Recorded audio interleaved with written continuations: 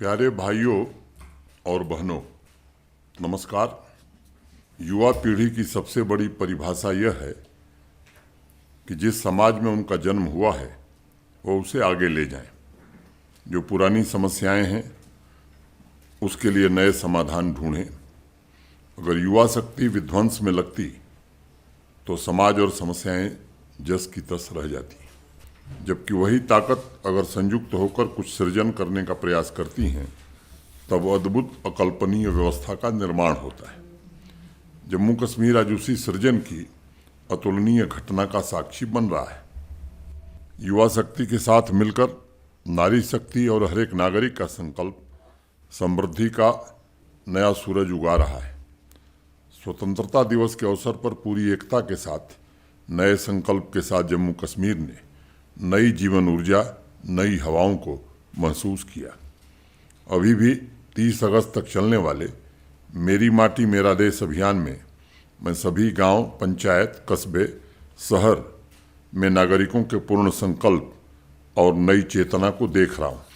अलग अलग जिलों में स्वतंत्रता सेनानियों और सुरक्षा बलों को समर्पित शिला फलकम की स्थापना जैसे कार्यक्रमों के साथ साथ पंचप्रण, संकल्प, वसुधा वंदन, वीरों का वंदन जैसी पहल में व्यापक जनभागीदारी के साथ यह उत्सव मनाया जा रहा है। मुझे अत्यधिक प्रसन्नता है कि दिल्ली में अमृत वाटिका बनाने के लिए जम्मू कश्मीर से अमृत कलश यात्रा जा रही है। मैं पंचायती राज संस्था के सभी जनप्रतिनिधियों एवं नागरिकों से अनुरोध करता हूं कि अपने गांव या शहर की किसी ऐसी हस्ती को भी सम्मानित करें जिन्होंने समाज के विकास के लिए महत्वपूर्ण योगदान दिया है। शिक्षा, स्वास्थ्य सेवा, स्वच्छता, सांस्कृतिक प्रचार प्रसार के लिए अनेक युवाओं और महिलाओं ने भी निस्वार्थ भाव से काम किया है। उन्होंने समाज सेवा को ही अपने जीवन का लक्ष्य बना लिया है। उनकी अलौकिक और असाधारण प्रतिभा का सम्मान आवश्यक है। मेरी माटी मेरा देश के आयोजनों में उनकी भागीदारी समाज को ऊंचे लक्ष्य तय करने और उन लक्ष्यों को प्राप्ति के प्रति दृढ़ता प्रदान करेगी। समाज की अच्छाई का अमृत हर वर्ग तक पहुँचे, समाज की नई चेतना राष्ट्र के पुनर्निर्माण और विकास में जुटे और हर एक नागरिक की रचनात्मक शक्ति को साकार किया जाए, यह प्रयास निरंतर चलते रहना चाहिए। मैं उम्मीद करता हूं कि पवित्र भाव से इस मिट्टी को पोषित कर रहे व्यक्तित्वों का सम्मान करके हम पूरे देश के सामने समानता, सद्भाव और शांति का अप्रतिम उदाहरण प्रस्तुत कर सकते हैं। सरदार पटेल कहा करते थे कि व्यक्तियों के अच्छे जीवन से ही सामाजिक जीवन ऊंचा होता है। जिसके पास कम शक्ति हो, शक्ति वालों को उसे ऊंचा उठाना चाहिए और समाज में ऊंच नीच के भेद मिटा देने चाहिए। मैं समझता हूं इसी भावना से आज जम्मू कश्मीर यूनियन टेरिटरी का पूरा समाज मिलकर काम कर रहा है, जिसमें कोई भी नागरिक अपने को सामाजिक एवं आर्थिक रूप से वंचित महसूस न करे। आपसी सहयोग की भावना से सभी वर्गों को विकास की मुख्य धारा में लाया जाए। आज जिस तेजी से आर्थिक विकास हो रहा है वह अत्यंत प्रसन्नता की बात है, लेकिन मुझे आत्मिक रूप से संतोष तब होगा जब इस विकास के सभी लाभ और तरक्की के बराबर मौके आम आदमी के घर तक पहुंच सकेंगे। इसके लिए प्रशासन पूरी प्रतिबद्धता से काम करेगा ताकि सामाजिक और आर्थिक असमानताएं समाप्त हों। इस वर्ष स्वतंत्रता दिवस पर हमने 2 बड़े संकल्प भी लिए हैं। नौजवानों को नए अवसर और आधी आबादी की खुशहाली हमारे प्रशासन की प्राथमिकता है। हमारा युवा वर्ग और नारी शक्ति जम्मू कश्मीर का भविष्य तय करेंगी। पिछले 3 वर्षों में स्पष्ट नीति और नियत के साथ जो लक्ष्य हासिल किए गए हैं उन्हें और रफ्तार देना है। हमें शिद्दत से यह प्रयास करना है कि हमारा युवा नौकरी देने वाला बने। हमें सुनिश्चित करना होगा कि आधी आबादी को उसका पूरा हक और सम्मान मिले। गांव, शहर, हर जगह सभी कार्यक्रमों में युवाओं, महिलाओं की भागीदारी हो, यह मिलकर सुनिश्चित करना होगा। सरकारी विभाग भी इस दिशा में प्रयास करेंगे ताकि विभिन्न योजनाओं में युवाओं और महिलाओं की अधिकतम हिस्सेदारी हो सके। जम्मू कश्मीर के युवाओं और महिलाओं में परिश्रम के प्रति जो निष्ठा है, अपने सामर्थ्य के प्रति जो भरोसा है, वह विकसित जम्मू कश्मीर के निर्माण का आधार बनेगा। पुलवामा की रहने वाली आसिया जान अपने इलाके में नारी शक्ति की जीवंत प्रतीक हैं। 25 वर्षीय आसिया ने हायर सेकेंडरी की पढ़ाई पूरी करने के बाद बी कीपिंग सेंटर में कदम रखा है। उनका उद्देश्य अपने बिजनेस वेंचर की सफलता के साथ साथ गांव की महिलाओं का सशक्तिकरण भी था। रूरल लाइवलीहुड मिशन की सहायता से और अपने दृढ़ निश्चय से आसिया ने न सिर्फ ऑर्गेनिक हनी बिजनेस को नया स्वरूप दिया, बल्कि उस वेंचर से 20 अन्य महिलाओं को जोड़कर उनकी प्रगति का मार्ग भी प्रशस्त किया। उनके सामने तमाम चुनौतियां भी आईं, लेकिन आसिया ने उनका मुकाबला किया और गांव से निकलकर जिले की अन्य महिलाओं को बी कीपिंग सेक्टर से जुड़ने के लिए प्रेरित भी किया।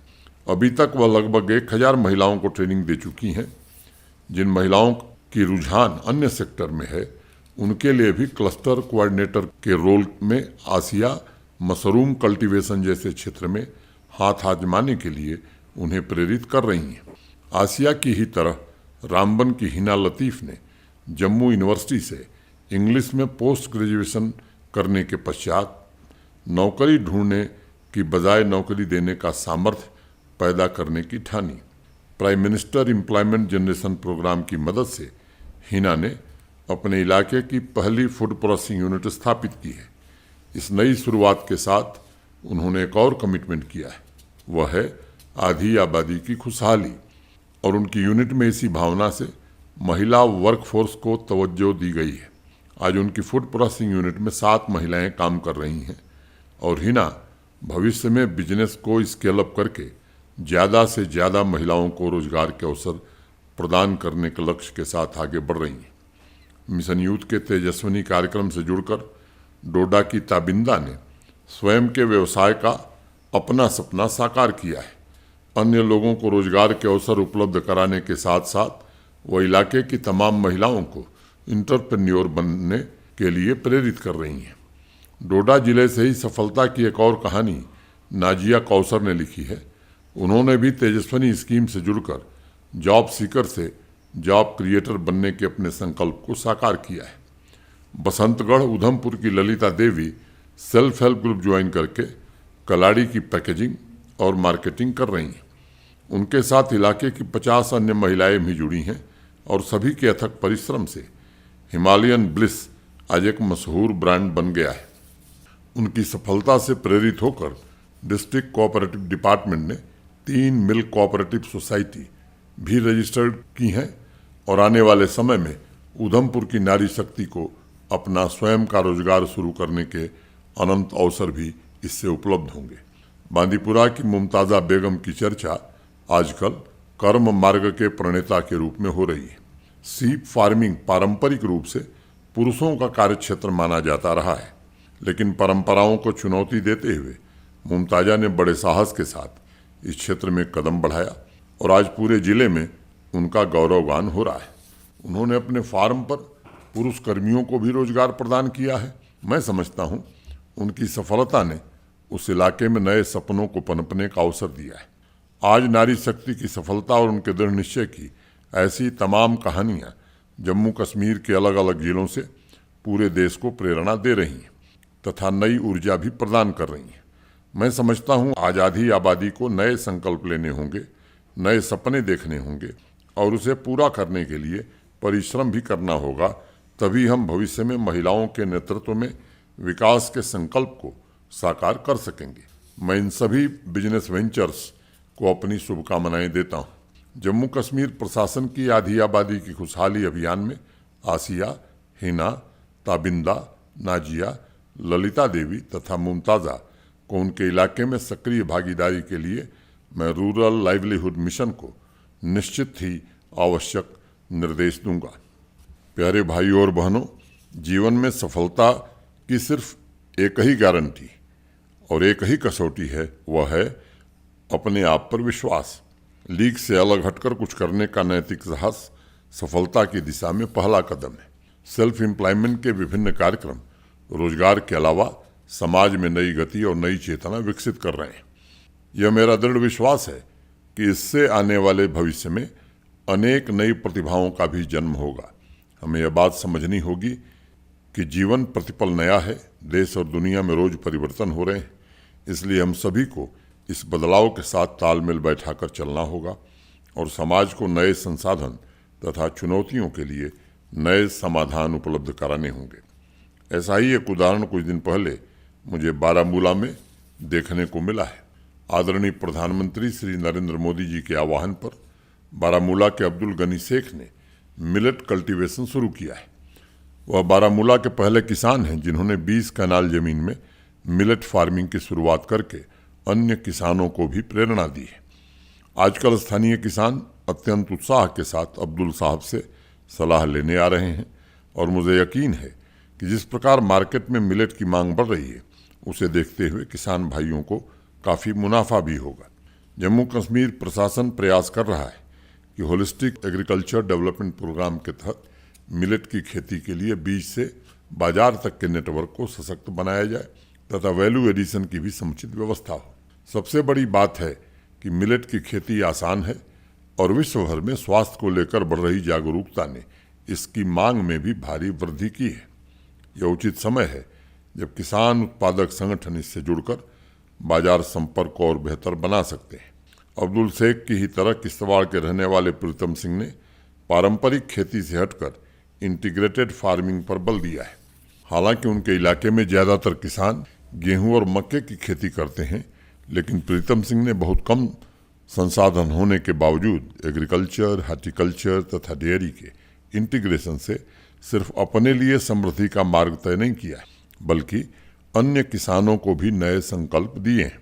और मैं इस बात को दोहराना चाहूँगा कि आज सबसे माकूल समय है जब आप अपने सपने, अपने संकल्प को पूरा कर सकते हैं।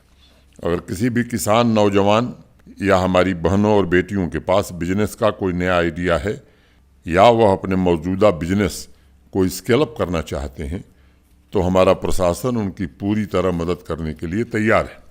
सभी डिस्ट्रिक्ट्स में यह व्यवस्था सुनिश्चित की गई है कि नए आइडियाज़ को प्रोत्साहित किया जाए।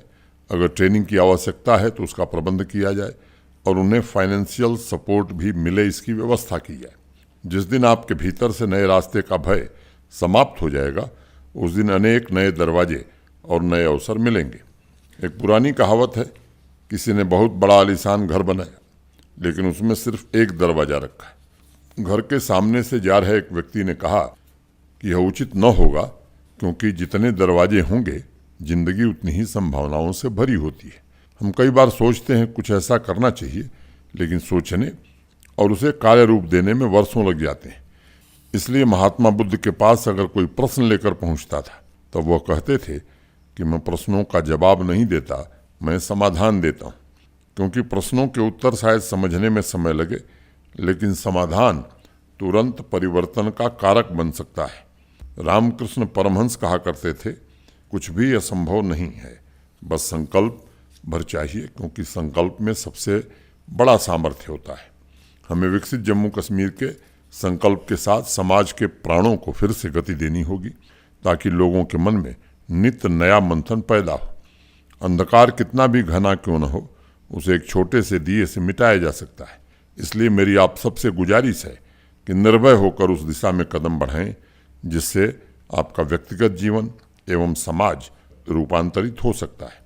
अभी कुछ दिन पहले राजगढ़ मध्य प्रदेश की बच्ची आशा मालवी मुझसे मिलने राजभवन आई थी। वो पिछले 10 महीने से साइकिल पर पूरे भारत का भ्रमण कर रही है और जम्मू कश्मीर उस बच्ची का 28वां पड़ाव था। एक साधारण परिवार से ताल्लुक़ रखने वाली आशा ने कुछ दिन जम्मू तथा श्रीनगर में बिताए और यहाँ के आम नागरिकों ने उसका स्वागत और अभिनंदन किया। आशा जैसी बच्चियों का साहस इस बात का प्रतीक है कि आज छोटे छोटे संकल्प लोगों को आत्मवान बना रहे हैं। अगर नारी शक्ति, नौजवान, किसान मिलकर नई पहल का निरंतर प्रयास करेंगे तो न सिर्फ समाज जागृत होगा, शक्तिवान, ज्ञानवान होगा, बल्कि बदलाव की नई धारा भी शुरू होगी। पिछले महीने प्रधानमंत्री आवास योजना के पात्र व्यक्तियों को जिनके पास जमीन नहीं है, प्रशासन ने 5 मरला जमीन देने का निर्णय किया ताकि उन्हें पक्का मकान निर्मित करके दिया जा सके। इस योजना के पीछे सबसे बड़ा लक्ष्य है कि वंचित वर्गों के लिए एक ऐसे भविष्य का निर्माण किया जाए जिसमें प्रत्येक परिवार सौहार्दपूर्ण एवं प्रगतिशील वातावरण में गरिमापूर्ण, समृद्ध और प्रसन्नतापूर्वक जीवन जी सके। उस घोषणा के पश्चात प्रधानमंत्री आवास योजना ग्रामीण के अनेक सामान्य वर्ग के लाभार्थियों ने प्रशासन के इस पहल की प्रशंसा करते हुए ब्लॉक ऑफिसर्स के माध्यम से अपने कुछ सुझाव भी भेजे हैं। मदीन ब्लॉक कठुआ के रोशनलाल ने लिखा है कि अभी भी कुछ ऐसे इलाके हैं जहां भूमिहीन पात्र लाभार्थी रहते हैं और सरपंच साहिबान के माध्यम से उनको भी इस महत्वपूर्ण पहल का लाभ पहुंचाया जा सकता है। डांगरी रजौरी की रहने वाली सुनीता देवी ने प्रशासन की सराहना करते हुए लिखा है कि इंस्टॉलमेंट सही समय पर आए, इसकी भी व्यवस्था होनी चाहिए। उनका दूसरा सुझाव है कि दूर दराज के गांवों के लिए अप्रोच रोड के निर्माण को प्राथमिकता देकर प्रशासन उन गांवों को बड़ी राहत प्रदान कर सकेगा। पंचेरी ब्लॉक उधमपुर के बेलीराम प्रधानमंत्री आवास योजना ग्रामीण के लाभार्थी हैं। उन्होंने जमीनी स्तर पर आ रही कुछ समस्याओं का जिक्र किया है। उन्होंने लिखा है कि कई बार ग्राम पंचायतों में आपसी मनमुटाव के चलते भी इंस्टॉलमेंट मिलने और निर्माण कार्य में देरी आती है। उनका कहना है कि पेपर वर्क पूरा होने के बावजूद अनेक स्थानों पर फर्स्ट इंस्टॉलमेंट देरी से लाभार्थी तक पहुंच रहा है। अगर block development officers, district commissioner तथा रूरल डेवलपमेंट डिपार्टमेंट का सीमलेस नेटवर्क मॉनिटरिंग को सशक्त कर दिया जाए तो इस समस्या का समाधान हो सकता है। बेलीराम जी, मैं इस विषय पर रूरल डेवलपमेंट डिपार्टमेंट को उचित कार्रवाई का अवश्य निर्देश दूंगा।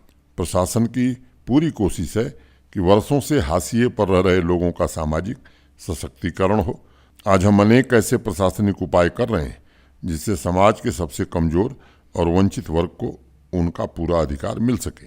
पूरी संवेदनशीलता के साथ यह सुनिश्चित किया जाएगा कि ऐसे परिवारों तक लाभ पहुंचाने में न देरी हो, न किसी तरह का व्यवधान हो। स्वतंत्रता दिवस की पूर्व संध्या पर जम्मू कश्मीर के नागरिकों को शुभकामना संदेश में मैंने कहा था कि वास्तविक रूप से यह समय जम्मू कश्मीर के लिए अमृतकाल और नए सुबह की शुरुआत है। कुछ लोगों ने सोशल मीडिया पर टिप्पणी भी की थी कि शायद काफ़ी लंबे समय के बाद जम्मू कश्मीर में स्वतंत्रता दिवस के अवसर पर उन्होंने ऐसा वाइब्रेंट माहौल देखा है। उनके शब्दों में मुझे खुशी के साथ एक पूरी पीढ़ी का दर्द भी नजर आया, जिनके लिए समय बिना संभावनाओं को पैदा किए गुजर गया। सोशल मीडिया पर ही मैंने सफाई कर्मचारी और वाल्मीकि समाज के कुछ लोगों का वीडियो देखा। अनेक दशकों तक भेदभाव झेलने के बाद पहली बार वो अपने आप को मुख्यधारा से जुड़ा हुआ महसूस कर रहे हैं। मैंने अपने ऑफिस को निर्देश दिया है कि ऐसे कुछ सफाई कर्मचारी और वाल्मीकि समाज के युवाओं तक पहुंचने की कोशिश की जाए और अमृतकाल में उनकी आकांक्षाओं और उनके सपनों को साकार करने के प्रयास किए जाएं। सफाई कर्मचारी निसाद अहमद का कहना है कि अनुच्छेद 370 की समाप्ति के पश्चात उनके वर्किंग समूह का एक तरह से नया जन्म हुआ है। आज उन्हें कानून द्वारा वही मान सम्मान मिल रहा है जिसके वे हकदार थे। निसाद अहमद ने 2-3 महत्वपूर्ण बातों की तरफ भी इशारा किया है। पहली मांग उनकी है कि उन्हें और अन्य सफाई कर्मचारियों को वेतन तथा प्रोविडेंट फंड की स्लिप मुहैया कराई जाए तथा उन्हें नए प्रोटेक्टिव गियर्स दिए जाएं। उन्होंने एक अन्य सुझाव भी दिया है कि सफाई कर्मचारियों की रीस्किलिंग की जाए ताकि उन्हें कैरियर प्रोग्रेशन के अवसर मिल सके। मैं इन तीनों सुझावों पर संबंधित अधिकारियों को आवश्यक कार्रवाई का अवश्य निर्देश दूंगा। मेरे ऑफिस ने वाल्मीकि समाज के नौजवानों से भी बात की है। उनका कहना है कि अनेक वर्षों के इंतजार के बाद पहली बार उन्हें अगस्त 2019 में समान अधिकार और अन्य नागरिकों जैसा सम्मान मिला है। अब उनकी नई पीढ़ी योग्यता के अनुसार नौकरी प्राप्त कर सकेगी। वाल्मीकि समाज के नौजवान सुरजीत सिंह ने 2-3 सुझाव दिए। उन्होंने हायर एजुकेशन तथा वोकेशनल ट्रेनिंग के लिए प्रशासन से वाल्मीकि समाज के बच्चों के लिए स्कॉलरशिप का आग्रह किया है। सुरजीत सिंह का कहना है कि वाल्मीकि समाज की जो आइडेंटिटी है, उस समुदाय की जो संस्कृति है और देश तथा जम्मू कश्मीर में उनका जो योगदान है, उसे लोगों तक पहुंचाने के उपाय किए जाएं। सुरजीत, आपके सुझावों में मुझे आपके समुदाय के संकल्प भी नजर आ रहे हैं। ये सच है कि यहाँ की भेदभाव भरी व्यवस्था ने उन संकल्पों को बरसों तक दबाए रखा था, लेकिन मैं आपको आश्वस्त करता हूँ कि अब तमाम अवरोधों को समाप्त कर दिया गया है और समाज के हर एक वर्ग की रचनात्मक क्षमता को अवसर प्रदान किए जाएंगे। हमारी पूरी कोशिश यह भी है कि अनेक वर्षों से हाशिए पर जीवन गुजारने वाले समुदायों की सांस्कृतिक विरासत की जड़ों को भी सींचकर हरा भरा किया जाए। मैं आपके सुझावों पर भी निश्चित ही गौर करूंगा तथा आवश्यक कार्रवाई का निर्देश भी दूंगा। श्रीनगर से तौहीदा अख्तर ने महिला उद्यमियों के संबंध में मुझे एक पत्र भेजा है। उन्होंने लिखा है कि entrepreneurship development institute, department of industries and commerce मिलकर महिलाओं के लिए बिजनेस इंक्यूबेशन सेंटर्स स्थापित कर सकते हैं, जहां उन्हें मेंटरशिप, ट्रेनिंग तथा नेटवर्किंग के अवसर प्रदान किए जा सकते हैं। उनका दूसरा सुझाव है कि हायर एजुकेशन सेंटर्स में विमेन इंटरप्रेन्योर सेल्स स्थापित करने चाहिए, ताकि स्टूडेंट जीवन से ही उनके भीतर की बिजनेस प्रतिभा को नर्चर किया जा सके। तौहीदा का तीसरा सुझाव है कि सिर्फ अंतर्राष्ट्रीय महिला दिवस पर ही नहीं, बल्कि वर्ष में कम से कम 2-3 बार गांव और शहर की महिलाओं को सम्मानित करने का कार्यक्रम आयोजित करना चाहिए, ताकि उनके भीतर नया आत्मविश्वास पैदा हो सके। तौहीदा, आपके पत्र के लिए बहुत बहुत शुक्रिया। पिछले 3 वर्षों में अनेक कार्यक्रमों के माध्यम से जम्मू कश्मीर का प्रशासन निरंतर विमेन एंटरप्रेन्योरशिप के प्रमोशन के लिए काम कर रहा है। हौसला, तेजस्विनी, राइज टुगेदर, PMEGP एवं ग्रामीण इलाकों में रूरल लाइवलीहुड मिशन तथा जिला स्तर पर इंडस्ट्री डिपार्टमेंट के माध्यम से महिला उद्यमियों को ट्रेनिंग, फाइनेंशियल असिस्टेंस प्रदान करने के प्रयास किए गए और ये अभियान निरंतर चल रहा है। हौसला के अंतर्गत 50 महिला उद्यमियों के बिजनेस को स्केल अप करने का भी अभियान चलाया गया था। इसमें हमें महत्वपूर्ण सफलता भी मिली। मैं समझता हूं कि सिर्फ नए डिपार्टमेंट में सेल्स क्रिएट करने की बजाय पिछले 3 सालों में जो इकोसिस्टम निर्मित हुआ है और उसके माध्यम से जो सुविधाएं पहुंचाई जा रही, जो अभियान चलाए जा रहे हैं, जिन स्कीम्स का आगाज हुआ है, उनका पूरा लाभ महिला उद्यमियों तक पहुंचाना ये सर्वोच्च प्राथमिकता होनी चाहिए। सैचुरेशन कार्यक्रमों के सफलता की गारंटी है। इस कार्य में योजनाओं की लाभार्थी महिलाएं प्रशासन की मदद कर सकती हैं, ताकि हम ज़्यादा से ज़्यादा लोगों तक पहुंच सकें। मैं इस कार्यक्रम के माध्यम से एक बात जरूर कहना चाहूँगा। जम्मू तथा कश्मीर दोनों डिवीजन्स में हैंडीक्राफ्ट तथा हैंडलूम सेक्टर से जुड़ी महिला उद्यमियों की ट्रेनिंग तथा आर्थिक मदद के लिए भी विशेष अभियान चलाया जा रहा है। इस अभियान में कश्मीर डिवीज़न से हजारों पंजीकरण हो चुके हैं, लेकिन जम्मू डिवीज़न से उतना उत्साहजनक रिस्पांस नहीं मिल रहा है जितनी हमें उम्मीद थी। मेरी इच्छा है कि वहाँ भी एक अभियान चलाकर महिला उद्यमियों को प्रेरित कर इस अभियान से जोड़ा जाए। आज मुद्रा योजना द्वारा महिला उद्यमियों के संकल्पों और आकांक्षाओं को पंख देने के लिए भी कई उपाय किए गए हैं। उनके बिजनेस को प्रमोट करने के लिए सरकारी विभागों में भी सेल्फ हेल्प ग्रुप तथा महिला संचालित कोऑपरेटिव सोसाइटी के उत्पादों की खरीद पर बल दिया जा रहा है। मैं सभी श्रोताओं को यह भी जानकारी देना चाहूँगा कि लगभग सभी यूनिवर्सिटीज़ में इंक्यूबेशन सेंटर की स्थापना हो गई है। इस कार्यक्रम को सुन रहे सभी बच्चों से मैं अनुरोध करूँगा कि वह ऐसे सेंटर्स के रिसोर्सेस का इस्तेमाल करके अपने आइडियाज़ को साकार करने का प्रयास करें। मैं तौहीदा की बात से सहमत हूँ। नारी शक्ति की उपलब्धियों का सम्मान सिर्फ साल में एक दिन नहीं होना चाहिए। आत्मनिर्भर जम्मू कश्मीर में उनके योगदान को सम्मानित करने के लिए जिला स्तर के आयोजनों में उनकी भागीदारी सुनिश्चित हो, उनका सम्मान हो, ऐसी व्यवस्था बनाई जाए और मैं इस संबंध में सभी डिस्ट्रिक्ट कमिश्नर्स को अवश्य निर्देश दूंगा। मैं मानता हूं यह पूरे समाज के हित में है कि मानवता की आधी आबादी आर्थिक रूप से स्वतंत्र हो, क्योंकि तभी विकास के नए आयाम और नए अध्याय शुरू होंगे। और इस बात में कोई शक नहीं है कि अगर महिला उद्यमियों को अपने टैलेंट को पूरी तरह से अभिव्यक्त करने का अवसर मिले तो वह सफलता के परम शिखर को छू सकती हैं। सांबा से रजत सांब्याल ने ऑडियो मैसेज के जरिए इंजीनियरिंग ग्रेजुएट्स को अवसर प्रदान करने के संबंध में कुछ सुझाव भेजे। आइए पहले उनके संदेश को सुनते हैं। आदरणीय LG महोदय, आपके सुशासन के 4थे साल के प्रारंभ में मैं आपकी दृष्टि एक संपूर्ण विषय पर लाना चाहूँगा, दैट इज इंजीनियरिंग ग्रेजुएट्स का जम्मू कश्मीर से ब्रेन ड्रेन। तथ्य के आधारों पर यह देखा गया है कि सिर्फ 5% इंजीनियरिंग ग्रेजुएट जो प्राइवेट सेक्टर में काम करते हैं वो जम्मू कश्मीर में रुक पाते हैं, क्योंकि यहाँ पर प्राइवेट सेक्टर और इंडस्ट्री इकोसिस्टम को बहुत सालों से इग्नोर करा गया। 3 स्टेप्स मैं सजेस्ट करना चाहूँगा जिससे हम इसको रिड्यूस कर सकते हैं। पहला, हम MNCs को इन्वाइट करें कि वो यहाँ पे business processing outsourcing and knowledge processing outsourcing के सेंटर्स खोलें, specially in the Samba Kathua belt, जहाँ पे बहुत ही अच्छा एक रोड और कम्युनिकेशन नेटवर्क एग्जिस्ट करता है। दूसरा, मैं चाहूँगा कि प्राइवेट सेक्टर को बोला जाए कि वो इन्वेस्ट करे इमर्जिंग सेक्टर्स में, like renewable, artificial intelligence, with A pre condition कि यहाँ पे 75% लोकल वर्कफोर्स को यूज करा जाएगा। तीसरा, मैं चाहूँगा कि एलुमनाई एंगेजमेंट्स को एनहांस करा जाए, like in IITs, IIMs, NITs, GCETs, ताकि वो इन्वेस्ट बैक करे कॉलेजेस में और उसके अराउंड की इंडस्ट्रीज में। मैं चाहूँगा कि LG साहब आप इसको जल्द से जल्द इस पर एक नीति बनाएं, इसको और इस समस्या का समाधान करें। Thank you so much sir. Rajat, इन सुझावों के लिए आपका बहुत बहुत धन्यवाद।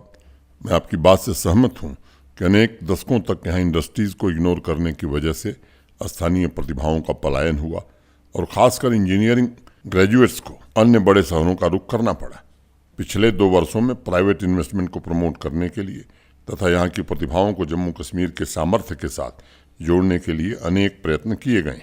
हमारी कोशिश है कि स्टार्टअप्स, MSME तथा IT इनिशिएटिव, इन 3 क्षेत्रों में आपसी सामंजस्य द्वारा इंजीनियरिंग बायोटेक्नोलॉजी में अवसर उपलब्ध कराए जाए एवं नॉलेज इकोनॉमी के संकल्प को साकार किया जाए। आज पूरा विश्व इंडस्ट्री 4.0 का साक्षी बन रहा है और उसके अनुकूल बदलाव ला रहा है। इस बदलाव में जम्मू कश्मीर के नौजवानों की भूमिका सुनिश्चित करने के लिए भी हम प्रयास कर रहे हैं और पिछले वर्ष से लगातार इंडस्ट्रियल यूनिट का ऑपरेशन शुरू करने की कोशिश भी हो रही है। मुझे विश्वास है कि आने वाले 2-3 वर्षों में इसे और गति मिलेगी और 1700 से ज़्यादा इंडस्ट्रियल यूनिट ऑपरेशनल हो जाएंगी, जिसमें इंजीनियरिंग ग्रेजुएट्स के लिए नए अवसर उपलब्ध होंगे। कठुआ के शीतल ललोत्रा ने मुझे ऑडियो मैसेज के जरिए कुछ सुझाव भेजे। आइए उनके सुझावों को सुनते हैं। मेरा नाम शीतल ललोत्रा है। मैं जम्मू विश्वविद्यालय में PhD की छात्रा हूँ। आवाम की आवाज के माध्यम से मैं 2 सुझाव पेश करना चाहूंगी। मेरा पहला सुझाव ये है कि जम्मू में एक आधुनिक एम्फी थिएटर, जिसे हम ओपन एयर थिएटर भी कहते हैं, उसका निर्माण किया जाए, जिससे कि हमारी जम्मू की युवा पीढ़ी को एक ऐसा मंच मिले जहाँ पे वे अपने काव्य रचनाएं, फोक म्यूजिक, नृत्य, नुक्कड़ नाटक, लोकल डॉक्यूमेंट्रीज आदि लोगों के सामने प्रदर्शित कर सके। दूसरा सुझाव, जम्मू शहर में रात्रि बाजार की शुरुआत की जाए। ये एक ऐसा प्लेटफॉर्म बने जहां की जम्मू की लोकल क्यूजीन्स जैसे क्यूर, मदरा, चरोलियां, मालपुए, अम्बल जैसी चीजें बाहर से आने वाले पर्यटकों के लिए साल भर उपलब्ध करवाई जा सके, ताकि जम्मू सिर्फ राजमा चावल तक ही सीमित न रह जाए। आशा करती हूँ कि ये सुझाव जम्मू में नाइट लाइफ को आने वाले समय में और बेहतर बनाएंगी। धन्यवाद। शीतल, आपके मैसेज के लिए बहुत बहुत धन्यवाद। आपका नाइट बाजार का सुझाव उत्तम है। मुझे लगता है कि अब जम्मू कश्मीर के सभी शहरों में विदेश के टूरिस्ट स्थलों पर लगने वाले वीकली नाइट बाजार जैसे पहल की शुरुआत की जा सकती है। इस तरह के आयोजन प्राचीन विरासत को प्रमोट करने, स्थानीय लोगों को रोजगार के अवसर प्रदान करने के साथ साथ सांस्कृतिक जीवंतता की दिशा में महत्वपूर्ण भूमिका निभा सकते हैं। आपके ओपन एयर थिएटर के सुझाव पर भी मैं कल्चर एकेडमी तथा डिस्ट्रिक्ट एडमिनिस्ट्रेशन को उचित कार्रवाई का निर्देश दूंगा।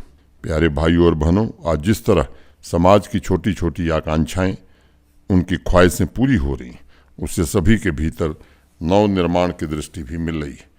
यह सृष्टि जब से है तभी से सूर्योदय हो रहा है, लेकिन समाज के जीवन में एक समय आता है जब एक ऐसा सूर्योदय होता है जो न पहले कभी हुआ था न आगे कभी होगा। हमारे जीवन में भी वही क्षण आया। आइए मिलजुल कर इसका स्वागत करें और अपनी पूरी ताकत से जम्मू कश्मीर का नया भविष्य ढालने में अपने आप को अर्पित कर दें। अंत में मैं जम्मू कश्मीर के सभी नागरिकों को हृदय से साधुवाद देना चाहूँगा। जिस उत्साह के साथ, जिस जोश के साथ, जिस जज्बे के साथ आपने स्वतंत्रता दिवस के विभिन्न कार्यक्रमों में हिस्सा लिया है, उसने पूरे देश में ही नहीं बल्कि देश के बाहर भी एक बहुत ही अच्छा संदेश दिया है। जय हिंद।